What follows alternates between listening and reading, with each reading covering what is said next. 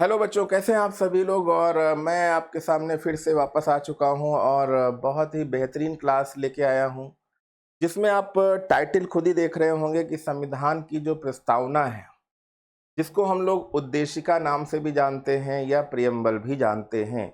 उद्देशिका का मतलब हो गया उद्देश्य। उद्देश्य क्या रहा है जब भाई संविधान अगर बनाया गया है, हमारा कॉन्स्टिट्यूशन बनाया गया है, तो मतलब इसका कोई ना कोई तो उद्देश्य रहा होगा। वह उद्देश्य क्या है उसके बारे में हम लोग यहाँ पर जानेंगे। तो भारतीय संविधान का जो भी यहाँ पे उद्देश्य दिख रहा है, उस उद्देश्य के बारे में हम लोग यहाँ पे जानेंगे, क्योंकि संविधान में अगर संविधान की प्रस्तावना है, संविधान की जो प्रस्तावना है उसके बारे में हम लोग यहाँ पर पढ़ेंगे।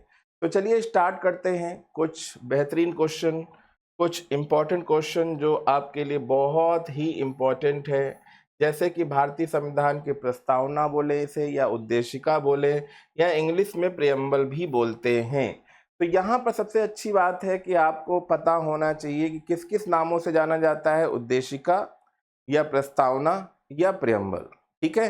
तो आपने देखा होगा जितनी भी आपकी सरकारी किताबें होती हैं उसमें सबसे पहले आप देखते होंगे, जैसे ही पेज ओपन करते होंगे आपको प्रस्तावना जरूर दिख जाती होगी, क्योंकि वह भारत के संविधान की प्रस्तावना है जो हम लोग पढ़ेंगे। और इसमें कौन कौन से शब्द हैं, कौन कौन से उसके अर्थ हैं, वो भी हम यहाँ पर देखेंगे।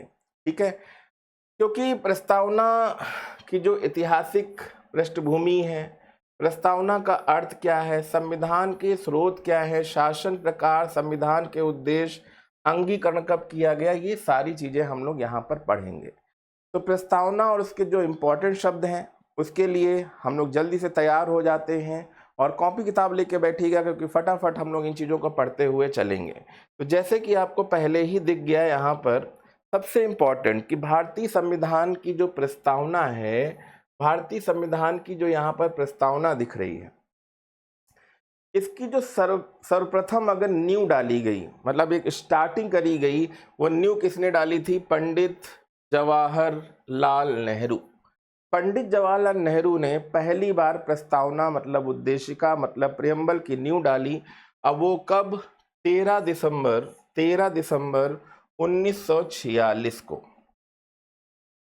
9 दिसंबर, फिर 11 दिसंबर, फिर 13 दिसंबर, क्योंकि 9 दिसंबर को पहली बैठक हुई थी, पहली न्यू वहीं से शुरुआत हुई थी, मीटिंग की शुरुआत हुई थी, जिसमें एक अस्थायी सदस्य सच्चिदानंद को बनाया गया था अध्यक्ष। फिर परमानेंट अध्यक्ष 11 तारीख को राजेंद्र प्रसाद को बनाया गया और 13 तारीख को प्रियम्बल की नींव डाली गई, जिसको जवाहरलाल नेहरू द्वारा 13 दिसंबर 1946 को संविधान सभा में पेश कर दिया गया। क्लियर। अब यहाँ पर देखें, जो भारत की प्रस्तावना है, भारत की जो प्रस्तावना है अगर हम यहाँ पर देख रहे हैं तो अमेरिकी संविधान से ली गई। भारत की जो प्रस्तावना है वो बच्चों कहाँ से ली गई है? अमेरिकी संविधान से ली गई है। कहाँ से ली गई है? अमेरिकी संविधान से ली गई है। इसको ध्यान रखिएगा, अमेरिकी संविधान से ली गई है। किंतु इसकी जो भाषा है, इसकी जो लैंग्वेज है, अगर हम इस लैंग्वेज की बात करें तो ये ऑस्ट्रेलियाई संविधान के प्रस्तावना का, ऑस्ट्रेलियाई संविधान के प्रस्तावना का प्रभाव दिखता है, प्रभाव दिखता है। तो इसको आप जरूर देखिएगा, बहुत ही इंपॉर्टेंट है। भारत की प्रस्तावना अमेरिकी संविधान से ली गई है, किंतु इसकी भाषा पर ऑस्ट्रेलियाई संविधान के प्रस्तावना का प्रभाव दिखता है। क्लियर। तो दो चीजें यहाँ पे क्लियर हो गई कि जवाहरलाल नेहरू द्वारा 13 दिसंबर 1946 को संविधान सभा में इसकी एक पेशकश करी गई। फिर उसके बाद क्या हुआ कि ये प्रस्तावना अमेरिकी संविधान से ली गई है, क्योंकि इसीलिए आपने देखा होगा राजेंद्र प्रसाद जी ने कहा था कि हमारा संविधान बैग ऑफ बारोइंग है, उधार का थैला है। बैग ऑफ बारोइंग, उधार का थैला, मतलब जगह जगह से सारी चीज़ें ली गई हैं, कुछ कनाडा से, कुछ ऑस्ट्रेलिया से, कुछ अमेरिका से, कुछ इंग्लैंड से, बहुत सारी जगहों से अलग अलग चीज़ें ली गई हैं जो हमारे संविधान के लिए अच्छी हैं। अब आगे बढ़ते हैं। 22 जनवरी, फाइनली 22 जनवरी 1947 को, 22 जनवरी, ये सारी डेट आपको ध्यान रखनी है क्योंकि ये सारी डेट आपकी बहुत इंपॉर्टेंट है। 22 जनवरी 1947 को उद्देश्य प्रस्ताव को संविधान सभा द्वारा, उद्देश्य प्रस्ताव को संविधान सभा द्वारा स्वीकृत किया गया था।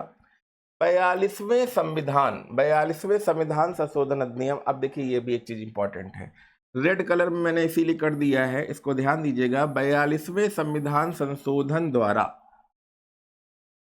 42 जो कॉन्स्टिट्यूशन अमेंडमेंट एक्ट है, ये कब? 1976 में।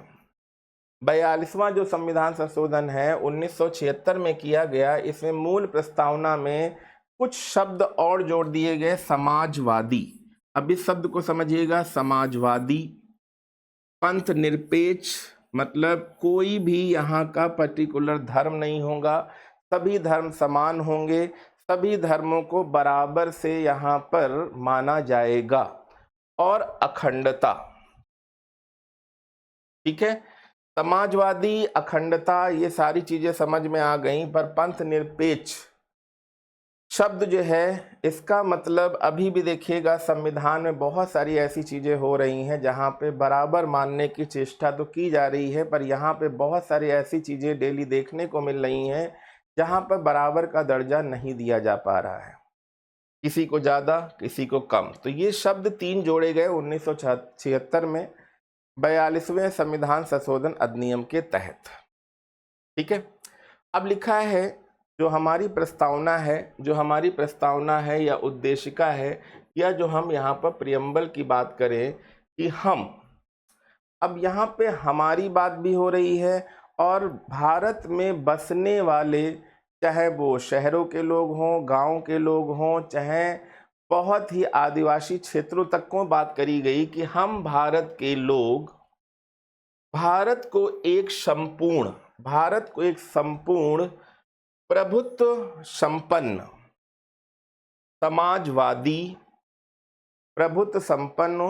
समाजवादी पंथ निरपेक्ष लोकतंत्रात्मक गणराज्य बनाने के लिए तथा उसके समस्त नागरिकों को। तो यहाँ पर अगर आप इन चीजों को समझ रहे हैं ना, प्रभुत्व संपन्न क्या होता है, समाजवादी क्या होता है, पंथ निरपेक्ष क्या है, लोकतंत्रात्मक गणराज्य क्या है, इनके अर्थ का भी डिस्कशन करेंगे। बट यहाँ पे सबसे पहले हम लोग देख लेते हैं कि हम भारत के लोग भारत को एक संपूर्ण प्रभुत्व संपन्न समाजवादी पंथ निरपेक्ष लोकतंत्रात्मक गणराज्य बनाने के लिए तथा उसके समस्त नागरिकों को, अब यहाँ पे देखिएगा, सामाजिक, आर्थिक और राजनैतिक न्याय भी देखिएगा अलग अलग दिख रहा है, सामाजिक, आर्थिक और राजनैतिक न्याय हो, विचार, अभिव्यक्ति, विश्वास, धर्म और उपासना की स्वतंत्रता भी मिलेगी। धर्म और उपासना की भी स्वतंत्रता यहाँ पर मिलेगी।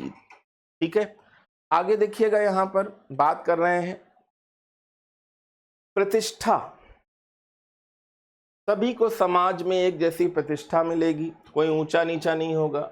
और अवसर की समता, मतलब सभी को एक जैसे अवसर को समानता मिलेगी। ऐसा नहीं है कि इसको इस पद पे बैठाया जाए और ये एक किसी और कैटेगरी में आता है तो इसको इस पद पे ना बैठाया जाए। तो अवसर की समता प्राप्त कराने के लिए उन सब में व्यक्ति की गरिमा और राष्ट्र की एकता भी बनी रहे, किसी को ऊंच नीच और किसी भी तरह से हमारी जो यूनिटी है वो बनी रहे आपस में, और अखंडता सुनिश्चित कराने वाली बंधुता बढ़ाने के लिए दृढ़ संकल्प होकर अपनी इस संविधान सभा में आज तारीख 26 नवंबर 1949 को अंगीकृत किया गया था। मैंने बताया था कि कुछ आर्टिकल यहाँ पे लागू भी कर दिए गए थे। ठीक है, 1949 मित मार्गशीर्ष शुक्ल सप्तमी में संवत 2006 विक्रम को एतद द्वारा इस संविधान को अंगीकृत, अधिनियमित और आत्मनिर्पित करते हैं। तो भाई देखिएगा, ये एक, जैसे हमारे वहाँ विक्रम संवत चलती है, अपने वहाँ डेट को अगर हम देखें तो विक्रम संवत के अकॉर्डिंग 2006 की बात करी जा रही है, और जो एक पर्टिकुलर अंग्रेजों का कैलेंडर है उसके हिसाब से 26 नवंबर 1949 को आज अंगीकृत कर दिया गया था। अब देखिएगा यहाँ पर वही चीज़ लिखी हुई है जो मैंने अभी आपको समझाई है कि हम भारत के लोग भारत को एक संपूर्ण प्रभुत्व संपन्न समाजवादी पंथ निरपेक्ष लोकतंत्रात्मक गणराज्य बनाने के लिए तथा उसके समस्त नागरिकों को सामाजिक आर्थिक और राजनीतिक न्याय विचार अभिव्यक्ति विश्वास धर्म और उपासना की स्वतंत्रता देते हैं, प्रतिष्ठा भी अवसर की समता भी प्राप्त कराने के लिए तथा उन सब में व्यक्ति की गरिमा भी बनी रहे और राष्ट्र की एकता और अखंडता भी सुनिश्चित कराने वाली बंधुता बढ़ाने के लिए दृढ़ संकल्प होकर अपनी इस संविधान सभा में आज तारीख 26 नवंबर 1949 मित मार्गशीर्ष शुक्ल सप्तमी संवत 2006 विक्रमी को एतद द्वारा इस संविधान को अंगीकृत अधिनियमित और आत्मनिर्मित करते हैं। तो ये एक संविधान की प्रस्तावना है, बट इसमें जो ये कठिन कठिन आपको शब्द लग रहे हैं ये बिल्कुल कठिन नहीं है। इनके बारे में हम लोग डिस्कशन जरूर करेंगे, क्योंकि प्रस्तावना में जितने भी लिखे गए अर्थ है प्रस्तावना में जितने भी लिखे गए अर्थ है उन सभी के बारे में हम एक एक करके पढ़ेंगे और बहुत ही इम्पोर्टेंट है। तो जैसे यहाँ पर अगर आप देख रहे हो, जैसे कि आप यहाँ पर देख रहे हो, सबसे पहली ही लाइन लिखी है हम भारत के लोग। अब इसका मतलब क्या हो गया, we the people of India. जैसे इसमें इसका क्या तात्पर्य है कि भारतीय संविधान भारत के लोगों द्वारा निर्मित है। ये सबसे पहली लाइन है। जैसे आजकल बहुत लोग एजेंडा लेके चलते हैं कि ये इसने बनाया उसने बनाया, यहाँ पे सभी का योगदान है। ये पहली लाइन ही बोल रही है कि यहाँ पर सभी का योगदान है, क्योंकि भारतीय संविधान भारत के लोगों द्वारा निर्मित है, भारत के लोगों द्वारा बनाया गया है और उन्हें ही समर्पित है, उन्हें ही समर्पित है, उन्हीं के लिए बनाया गया है, उन्होंने ही बनाया है और उन्हीं के लिए समर्पित है। अतः भारत एक संप्रभु और लोकतांत्रिक राष्ट्र है, संप्रभु और लोकतांत्रिक राष्ट्र है। अब संप्रभु और लोकतांत्रिक मतलब लोगों के द्वारा चुना गया, ठीक है। अब यहाँ पे देखिए एक वर्ड और आ गया, संप्रभुता। संप्रभुता क्या होती है, संप्रभु, ठीक है। सॉवरेनिटी अगर हम देखें तो इसका तात्पर्य क्या है कि भारत किसी अन्य, संप्रभु मतलब हम हैं तो क्या गम है, जैसे बोलते हैं ना, तो भारत किसी अन्य राष्ट्र या राजशाही के अधीन नहीं है। जैसे 1947 के बाद अगर हम लोग देखते थे कि कई सारी रियासतें बहुत सारे राजाओं के अंडर में आती थी, बट अब ऐसा कुछ नहीं होगा, क्योंकि यहाँ पे लिखा भारत किसी अन्य राष्ट्र मतलब किसी भी दूसरे देश के द्वारा या किसी राजशाही के अधीन नहीं है। जैसा कि 1947 से पहले था, भारत एक स्वतंत्र और लोकतांत्रिक अब राष्ट्र है, भारत एक स्वतंत्र और एक लोकतांत्रिक राष्ट्र है, इसको ध्यान रखिएगा। भारत अपने जितने भी आंतरिक हो, मतलब चाहे इंटरनल की बात करी जा रही हो चाहे एक्सटर्नल की बात करी जा रही हो, जितने मामले निपटाने हैं, जितने भी मामले निपटाने हैं, उसको कोई भी बाहर का कोई भी अंदर का ऐसा कोई पर्टिकुलर शख्स नहीं निपटाएगा। यहाँ पे जो है मामलों को निपटाने में पूर्ण रूप से सक्षम है। यहाँ कौन है, भारत अपने संविधान के तहत खुद चाहे आंतरिक मामले हों चाहे बाहरी मामले हों उसको निपटाने में सक्षम है, या किसी भी विदेशी शक्ति के अधीन नहीं है। मतलब कोई भी बाहर की अंदर की कोई भी विदेशी शक्ति के अधीन नहीं है। जो भी मामले होंगे चाहे आंतरिक हो चाहे बाहरी हो, हम खुद निपटाएंगे, ठीक है। अब आता है समाजवादी शब्द। समाजवादी शब्द क्या कह रहा है, सोशलिस्ट शब्द क्या कह रहा है। सोशलिस्ट का मतलब समाज का मतलब, समाज मतलब जब हम कई सारे लोगों के साथ मिलकर एक अलग से ग्रुप बनाते हैं, वो हमारा एक समाज कहलाएगा। तो समाजवादी शब्द को मैंने अभी बताया था कि 42वें संविधान संशोधन 42 नंबर का जो एक्ट बनाया गया था, संविधान संशोधन बनाया गया था 1976 के द्वारा, इसका तात्पर्य ही है कि भारत के प्रमुख संसाधनों, भारत के जो भी संसाधन हैं या संपत्ति है या शिक्षा है या उत्पादन है या प्रोडक्शन की बात कर रहे हैं या डिस्ट्रीब्यूशन की बात कर रहे हैं आदि पर समान सामंजस्य और सार्वजनिक नियंत्रण हो, सभी का बराबर से नियंत्रण हो, किसी का ऊपर नीचे यहाँ पर नहीं होगा। इसके लिए राज्य नियम बना सकता है। इसके लिए कौन नियम बनाएगा? तो राज्य नियम बना सकता है, इसको ध्यान दीजिएगा। अब अगर हम बात करते हैं समाजवाद के अंतर्गत, समाजवाद के अंतर्गत सभी के अधिकारों की रक्षा की जाएगी, सभी के अधिकारों की रक्षा की जाती है और ऐसे समाज की रचना की जाती है जहां कोई भी, देखिएगा, समाजवाद के अंदर भूखमरी हो, गरीबी हो, अशिक्षा का शिकार ना हो। तो समाजवाद के अंतर्गत सभी जितने भी दबे कुचले बोले जाते हैं, भुखमरी से पीड़ित हो, गरीबी हो या अशिक्षित हो का शिकार ना बने। समाजवाद में सभी को बराबर शिक्षा, बराबर से खाना पीना, बराबर से रोजगार मिलना चाहिए।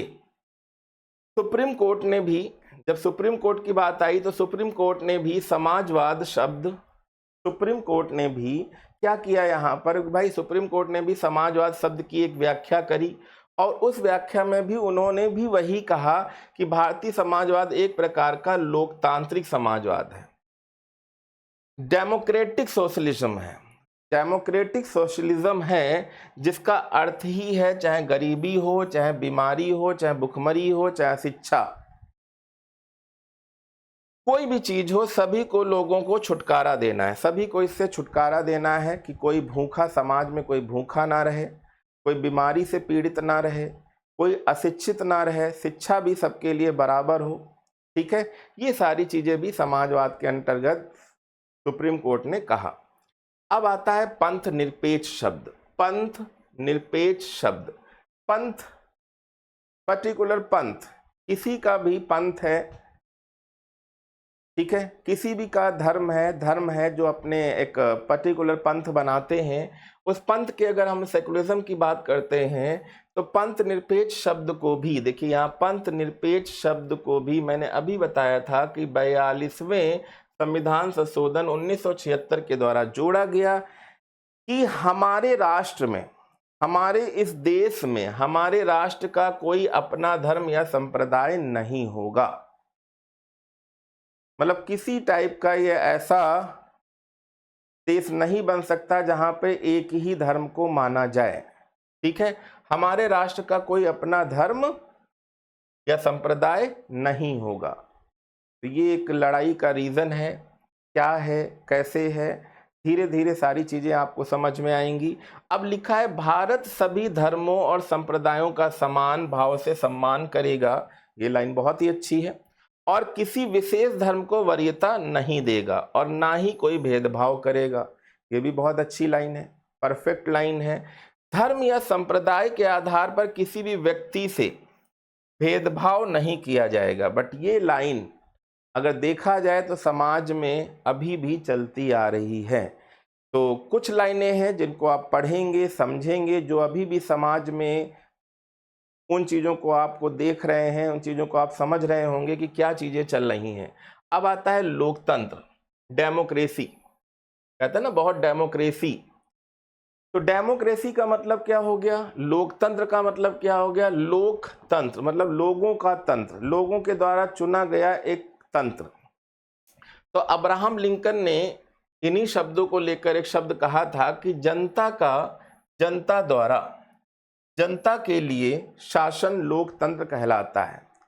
जनता का, जनता द्वारा जनता के लिए शासन लोकतंत्र कहलाता है। लोकतंत्र में जो जनता है अपने प्रतिनिधियों को चुनकर खुद चुनेगी और चुने गए प्रतिनिधि जनता के कल्याण के लिए नीतियां एवं नियम कानून बनाएंगे। तो भाई जनता यहाँ पे खुद चुनेगी, जिसके द्वारा वो देश को चलाने के लिए किसी पर्टिकुलर इंसान को भेजेगी और अपने प्रतिनिधि जनता के कल्याण के लिए नीतियां और नियम कानून बनाएंगे। ठीक है, जो प्रतिनिधि है जनता के कल्याण के लिए, जो भी प्रतिनिधि भेजा गया है, चुन के भेजा गया है, जनता के कल्याण के लिए नीतियां और नियम कानून बनाएंगे। अब लोकतंत्र भी दो प्रकार के होते हैं। जो डेमोक्रेसी आप देख रहे हो ये भी अगर देखा जाए दो प्रकार की होती है। एक होती है प्रत्यक्ष लोकतंत्र, जिसमें हम एमपी और एमएलए का चुनाव देखते हैं, एमपी एमएलए का चुनाव, और दूसरा है अप्रत्यक्ष लोकतंत्र, राष्ट्रपति का चुनाव, राष्ट्रपति का चुनाव। ठीक है, अब यहां पे देखें हम रिपब्लिक जैसा शब्द भी सुन रहे हैं। रिपब्लिक जैसा शब्द क्या होता है? रिपब्लिक, रिपब्लिक मतलब क्या हो गया? गणतंत्र। रिपब्लिक का मतलब क्या हो गया? यहाँ पर गणतंत्र की बात करें तो गणतंत्र के अनुसार राष्ट्र की राजनीतिक शक्ति, गणतंत्र के अनुसार राष्ट्र की जो राजनीतिक शक्ति होगी किसी एक व्यक्ति के हाथ में होने की बजाय लोगों के हाथ में रहेगा, लोगों के हाथ में रहेगा। ठीक है, रिपब्लिक डे, गणतंत्र दिवस किस लिए बोलते हैं? क्योंकि 26 जनवरी 1950 को लागू हुआ था, तो रिपब्लिक का मतलब ही हो गया गणतंत्र। तो हर सार्वजनिक कार्यालय, मतलब कोई भी आप पब्लिक ऑफिस देखते हैं, बगैर किसी भेदभाव के प्रत्येक नागरिक के लिए खुला है। मतलब जितने भी ऑफिस इंडिया में होंगे पब्लिक के लिए, सबके लिए बराबर रखेंगे, किसी भी टाइप का ऊंच नीच का यहाँ पे भेदभाव नहीं होगा। राष्ट्रपति का चुनाव भी 5 वर्षों के लिए होगा। भाई राष्ट्रपति का चुनाव भी क्या होगा? 5 वर्षों के लिए होगा, कोई परमानेंट नहीं बन गया। ठीक है, जो प्रेसिडेंट है वो परमानेंट नहीं बन गया, अगर परमानेंट बन जाएगा तो चीजें बदल जाएंगी। इसके लिए अप्रत्यक्ष रूप से किया जाता है, जो कि गणतंत्र का एक बेहतर उदाहरण है। क्लियर? अब यहां पर देखें हम जस्टिस की बात करते हैं, तो जस्टिस भी क्या है भाई? सबके लिए बराबर ही तो होना चाहिए। भले ही हम न्याय को 3 भागों में बांटते हैं, न्याय को हम कितने भागों में बांट रहे हैं? 3 भागों में बांट रहे हैं, अलग अलग रूपों में शामिल किया गया है, चाहे वो सामाजिक न्याय हो, चाहे आर्थिक न्याय हो, चाहे राजनीतिक न्याय हो। अगर हम इसकी बात करते हैं बच्चों, चाहे आर्थिक हो, चाहे राजनीतिक हो, चाहे सामाजिक हो, ठीक है, सामाजिक, आर्थिक और राजनीतिक, सामाजिक, आर्थिक और राजनीतिक न्याय के इन तत्वों को 1917 की रूसी क्रांति से लिया गया है। अब ये जो लाइन है ये भी बहुत इंपॉर्टेंट है कि अगर क्वेश्चन आ जाए कि सामाजिक हो, आर्थिक हो, राजनीतिक न्याय को कहाँ से लिया गया है, तो जो रूस का रेवोल्यूशन था उससे लिया गया है। ठीक है, ये पेपर में बहुत इंपॉर्टेंट भी है क्योंकि ये पेपर में कई बार रिपीट किया है, तो इसको भी आपको ध्यान देना है। क्लियर है ना? अब देखिएगा सोशल जस्टिस क्या होता है। अगर हम सामाजिक न्याय की बात करते हैं बच्चों, सारे प्यारे बच्चों देखिएगा, अगर हम सोशल जस्टिस की बात करते हैं तो सोशल जस्टिस का मतलब क्या हो गया? सामाजिक न्याय का मतलब क्या होगा कि किसी भी व्यक्ति के, जैसे अमेरिका में आज भी रंगभेद चलता है, किसी भी व्यक्ति के साथ, चाहे कि कोई जाति हो, चाहे वो काला हो, चाहे गोरा हो, चाहे भूरा हो, चाहे वो किसी भी धर्म को मानने वाला हो, चाहे हिंदू धर्म को मानने वाला हो, चाहे सिख धर्म को मानने वाला हो, चाहे मुस्लिम धर्म को मानने वाला हो, या किसी प्रकार का लिंग हो, ठीक है, मेल फीमेल ट्रांसजेंडर है, सभी के आधार पर अगर भेदभाव नहीं किया जाएगा, सभी के साथ समान व्यवहार किया जाएगा, तो ये सोशल जस्टिस हो गया। ठीक है, आर्थिक न्याय क्या होगा? Economic justice. तो भाई यहां पे लिखा है आर्थिक कारणों के आधार पर, मतलब कोई गरीब हो सकता है, कोई अमीर हो सकता है, आर्थिक कारणों के आधार पर भी किसी व्यक्ति से भेदभाव नहीं किया जा सकता है। इसमें आय व संपत्ति की असमानता को दूर करना भी शामिल है। तो मैंने कहा ना कि ऐसा नहीं कोई अमीर है तो उसको जेल नहीं होगी, गरीब को ही जेल होगी, ऐसा नहीं है। यहाँ पे सभी को बराबर का दर्जा दिया जाएगा, कैसी भी इकोनॉमिक कंडीशन हो। बट ये देखने को तो कहीं ना कहीं मिल ही जाता है कि इकोनॉमिक कंडीशन के आधार पे कुछ लोग बच जाते हैं, कुछ लोग बेचारे जिनके पास पैसा नहीं होता है, भाषा की समस्या होती है, वो बेचारे फंस जाते हैं। और ऐसे कई सारे केसेस आप लोग डेली देखते हो कि कोई ऐसा जो पैसे की कमी की वजह से जेल में 40 साल, 30 साल, 20 साल सड़ता रहता है, बाद में कई सालों के बाद उसको न्याय मिलता है, पर उस समय का जो उसकी एक जवानी का समय, एक किशोरावस्था का समय उसका जेल में ही कट जाता है। अब यहाँ पे देखिए सामाजिक न्याय और आर्थिक न्याय को संयुक्त रूप से सामाजिक और आर्थिक दोनों को ही हम अनुपाती न्याय भी कहते हैं। अब राजनीतिक न्याय क्या है, पॉलिटिकल जस्टिस क्या है, कि भाई प्रत्येक व्यक्ति को समान राजनीतिक अधिकार प्राप्त होंगे, समान राजनीतिक अधिकार भी प्राप्त होंगे। ठीक है, सभी व्यक्तियों को बिना किसी भेदभाव के वोट देने, चुनाव में प्रतिनिधि के रूप में अपनी उम्मीदवारी प्रदर्शित करने का समान अवसर मिलेगा। ठीक है भाई, कोई भी चुनाव लड़ सकता है जिसकी भी एज 25 साल से ज़्यादा हो, पागल दिवालिया ना हो और किसी भी लाभ वाले सरकारी पद पर ना हो। ठीक है, तो ये सारी चीज़ें, और चौथा सबसे इम्पॉर्टेंट है भारत का नागरिक भी होना चाहिए। ठीक है, अब इन पे जो बहुत इम्पॉर्टेंट क्वेश्चन बन जाते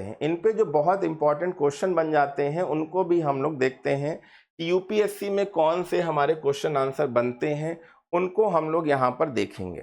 ठीक है, जैसे सबसे पहला क्वेश्चन जो बहुत ही इंपॉर्टेंट आपको स्क्रीन पे दिख रहा होगा कि संविधान की आत्मा किसे कहते हैं। ये क्वेश्चन बहुत बार पूछा गया है कि संविधान की आत्मा किसे कहते हैं। तो संविधान की आत्मा किसे बोलते हैं, उद्देशिका या प्रस्तावना जिसे बोलते हैं हम लोग। फिर डॉक्टर अंबेडकर के अनुसार संविधान की आत्मा किसे कहा गया है, तो ये डॉक्टर अंबेडकर के अनुसार संविधान की आत्मा अनुच्छेद 32 को कहा गया है। ठीक है, संवैधानिक उपचारों का अधिकार, तो ये जरूर पढ़ लीजिएगा। तीसरा क्वेश्चन है कि संविधान के उद्देशिका को और किस नाम से जाना जाता है। तो संविधान की जो उद्देशिका है उसको और किस नाम से जाना जाता है। जो भी ऑप्शन दिए होंगे उसमें आपको ये ध्यान रखना है, संविधान की कुंजी, संविधान की कुंजी ध्यान रखना है। अब भारतीय संविधान का दार्शनिक आधार क्या है, तो संविधान की प्रस्तावना। दार्शनिक मतलब कहाँ से दर्शन, उसका दर्शन प्राप्त हो रहा है कि जो भी संविधान बना है 1.5 लाख शब्द हैं उसमें, उन शब्दों में क्या कहा गया है, वो प्रस्तावना से ही हमें पता चलता है कि संविधान में किसके लिए क्या दिया गया है, पब्लिक के लिए, लोगों के लिए क्या चीज़ें दी गई हैं। तो प्रसिद्ध अंग्रेज राजनीतिक अर्नेस्ट वार्कर ने अपने किस पुस्तक में प्रस्तावना का उल्लेख किया है, तो principle of social and political theory में। ये क्वेश्चन ध्यान रखिएगा, ये वेरी वेरी इंपॉर्टेंट क्वेश्चन है, ये वेरी इंपॉर्टेंट क्वेश्चन है, ये ध्यान रखिएगा कि प्रसिद्ध अंग्रेज राजनीतिक अर्नेस्ट वार्कर ने अपने किस पुस्तक में प्रस्तावना का उल्लेख किया है। तो यहाँ पे देखिए लिखा principle of social and political theory. ठीक है, अब नेक्स्ट क्वेश्चन है कि भारत को एक धर्मनिरपेक्ष राष्ट्र के रूप में वर्णित करता है कौन, तो संविधान की प्रस्तावना ही करती है, जिसको मैंने अभी बताया था 42वां जो संशोधन हुआ था 1976 में, संविधान की प्रस्तावना के में ही दिया गया है धर्मनिरपेक्ष राष्ट्र। भारतीय संविधान की जो प्रस्तावना है, स्वतंत्रता की बात हो, समता की बात हो, बंधुत्व की बात हो, ये आदर्श जो लिए गए हैं वो कहाँ से लिए गए हैं, तो फ्रांस की क्रांति से लिए गए हैं। कहाँ से लिए गए हैं, फ्रांस की क्रांति से लिए गए हैं। और उद्देशिका हमारे सपनों और विचारों का प्रतिनिधित्व करती है, यह कथन किसका है, तो भाई उद्देशिका हमारे सपनों और विचारों का जो प्रतिनिधित्व करती है, कथन किसका है, तो सर अल्लादी कृष्ण स्वामी अय्यर का है। तो ये भी बहुत इंपॉर्टेंट क्वेश्चन है, इसको ध्यान दीजिएगा। अब नेक्स्ट क्वेश्चन देखो दिया हुआ है, बहुत इंपॉर्टेंट, प्रस्तावना हमारे संप्रभु लोकतांत्रिक गणराज्य का जन्म कुंडली है। जो प्रस्तावना के बारे में ही सारे क्वेश्चन दिया है कि भाई ये जो प्रस्तावना है इससे हम क्या समझ रहे हैं, क्या बोला गया इसके बारे में। तो प्रस्तावना भाई क्या बोला गया कि हमारे संप्रभु लोकतांत्रिक, कि हम अपने सारे डिसीजन खुद लें। गणराज्य का जन्म कुंडली है, ये किसने कहा, तो के.एम. मुंशी ने कहा था। किसने कहा था, के.एम. मुंशी ने कहा था। प्रस्तावना को संविधान का परिचय पत्र किसने कहा था, तो ए.एन. पालकीवाला। संविधान का परिचय मतलब एक इंट्रोडक्शन है, कॉन्स्टिट्यूशन का जो इंट्रोडक्शन दिया गया है वो किसमें, प्रस्तावना में दिया गया है। तो यहाँ पे किसने कहा कि एन.ए. पालकीवाला ने कहा था। और उच्चतम न्यायालय ने भी सर्वप्रथम उद्देशिका को किस वाद में संविधान का भाग नहीं माना था, तो बेरूबारी विवाद में, जो बेरूबारी का एक विवाद हुआ था उसमें संविधान को प्रस्तावना जो हम देख रहे हैं संविधान का भाग नहीं माना गया था। किसको नहीं माना गया था, उद्देशिका को संविधान का भाग नहीं माना गया था। लेकिन क्या हुआ कि उच्चतम न्यायालय ने पहली बार सर्वप्रथम जो है उद्देशिका को किस वाद में संविधान का भाग माना, तब ये भाग आया केशवानंद भारती बनाम केरल राज्य 1973। बेरूबारी में नहीं माना था और केशवानंद भारती, बेरूबारी विवाद और केशवानंद भारती विवाद जो हुआ था, इसको जरूर आप पढ़िएगा। और पहली बार उद्देशिका को संविधान की मूल आत्मा किस वाद में माना जाता है, तो आप लिखेंगे गोलकनाथ बनाम पंजाब राज्य 1967। क्लियर? तो ये बहुत इंपॉर्टेंट क्वेश्चन थे बच्चों, बहुत इंपॉर्टेंट क्वेश्चन थे, इनको आपको पढ़ना जरूरी है। और संविधान की उद्देशिका में प्रयुक्त जो समाजवाद है, समाजवाद की अवधारणा किस में अंतर्निहित है, तो आर्थिक न्याय में। ठीक है, चलिए, तो ये बहुत इंपॉर्टेंट चीज़ें थी और सभी बच्चे जो यूपीएससी की तैयारी कर रहे हैं उनके लिए बहुत ही इंपॉर्टेंट है और इसको पढ़ते रहें, क्योंकि पढ़ेंगे तभी बढ़ेंगे। और जितना आप रिवीजन करेंगे और क्लास भी अच्छी लगी हो तो चैनल को सब्सक्राइब जरूर करते रहिएगा, क्योंकि अगर आप चैनल को सब्सक्राइब कर रहे हैं तो हम और वीडियो भी बनाते रहेंगे फटाफट। ठीक है, तो चलिए, सभी को all the best, thank you, और मिलेंगे नेक्स्ट लेक्चर में, जिसमें हम लोग अलग अलग जो हमारे आर्टिकल्स हैं किस पार्ट के तहत आएंगे उनके बारे में भी जानकारी मिलती रहेगी। ठीक है, तो तभी के लिए सभी को धन्यवाद, मिलते हैं नेक्स्ट लेक्चर में।